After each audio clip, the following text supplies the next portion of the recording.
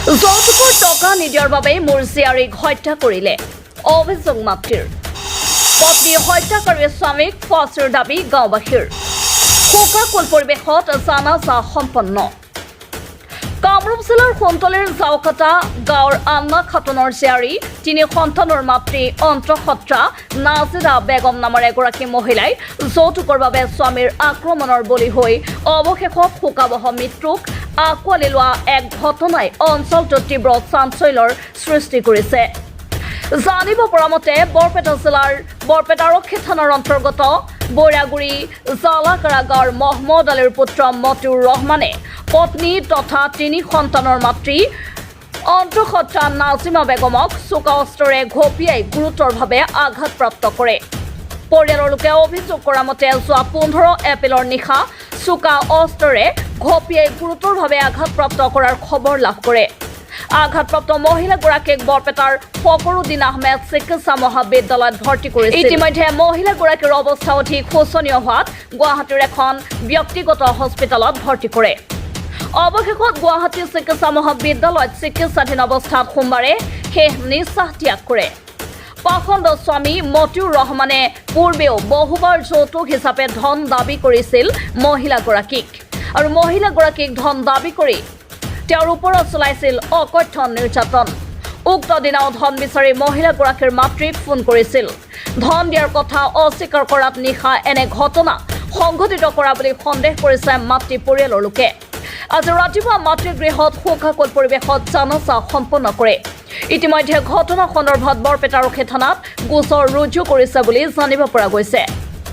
দুৰ্ভগীয়া মাতৃ পৰিয়ালৰ লগতে গাঁওবাসীয়ে ঘটনাটোৰ এক উচ্চ পৰ্যায়ৰ তদন্ত কৰি অভিযুক্ত হত্যাকাৰী পাখণ্ড স্বামীক কঠোৰতম শাস্তিৰ দাবী জনায়। ফোন করছে বুধবার দিন সকালে 8টা বাজে ফোন করছে, 8টা কি 9টা বাজায় ফোন করছে। ফোন করে কয় মা তুমি কি করো? যে বয়ে রয়েছি মা। কয় যে তুমি বয়ে রয়েছাও তো বাইরে কামে টামি করছে না নাই না গো মা কাম তো পার নাই তো। কয় যে টেহা থাকে তো আমার আঙ্গরে 10,000 টেহা দাও, তা নাহলে যে আমার আজকে মাইরা হালা দিব। আমার বাসুরে বুট্টু আনা চুরি দাঁড় করতেছে, বাসুরে দাও আনছে চুরি আনছে, এটা তোমার আমি দাঁড় করতেছে। টেহা না দিলে গেলে আজকে আমার মানে মুখ শেষ, আজকে ওনারা আমাকে দেখবা না। ওই কইলো কই আসলে আর কইলাম মাগো দেখি আমি কত দরকার কোনো আনে পাই তাহলে আমি পাঠামনি 2টা দিন ধৈর্য ধরো।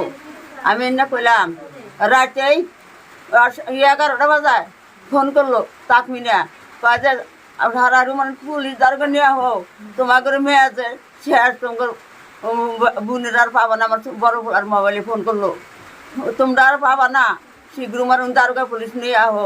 আমি ভাবিরে যে মাইরা হালাছে কেরা মারছে? কয় মাসে মারছে।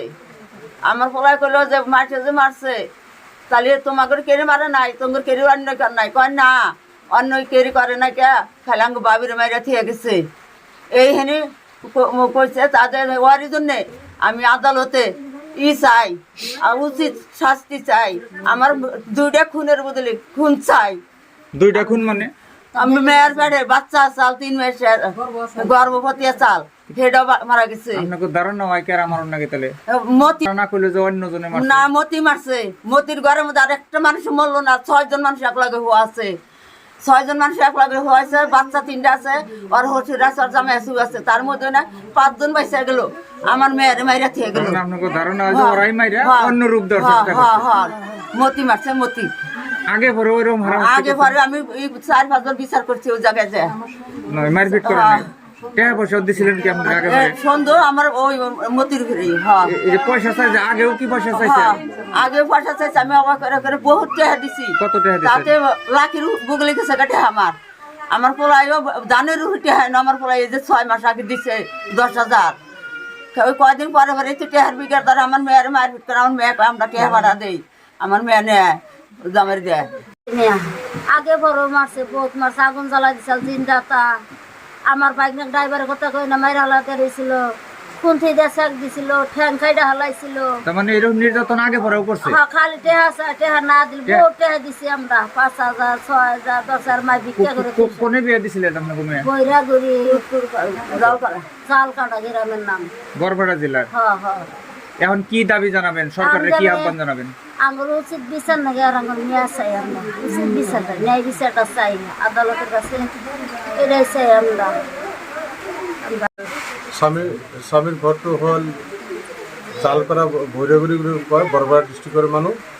এখেতে মানে এই ছোৱালীটো প্ৰায় 10-12 বছৰ হৈ বিয়া হৈছে। আগৰ পৰা ছোৱালীটোৰ লগত অত্যাচাৰ উৎপীড়ন কৰে, মাৰপিট কৰে। আমি জনা হিচাপে গাঁৱৰ আমাৰ ওচৰৰে মানুহ আমাক জনাইছিল, কিন্তু হঠাৎকৈ শুনা পাওঁ বিশেষকৈ এখেতে আমাক মাতি পেলাই জনাইছে যে 15 তাৰিখত দিনগত ৰাতিত এখেতক মানে অগাধ মাৰপিট কৰিছে, ডাৱৰে কোৰে কোবাইছে।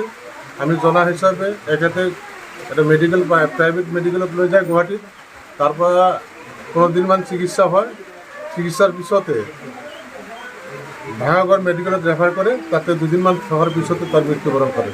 আমি গাঁৱৰ মানুহে এই শোকতাপটো লৈ আমি তাৰ জানাজা সম্পূৰ্ণ কৰিবলৈ আহোঁ, আৰু ইয়াৰ আৰক্ষীয়ে পুলিচ তদন্ত কৰি ইয়াৰ ন্যায় তদন্ত মাধ্যমে এই ল'ৰাটোৰ এই মতিয়ৰৰ পৰিয়াল আৰু মতিয়ৰৰ উচিত বিচাৰ আমি আদালতৰ পৰা আমি দাবী জনাইছোঁ।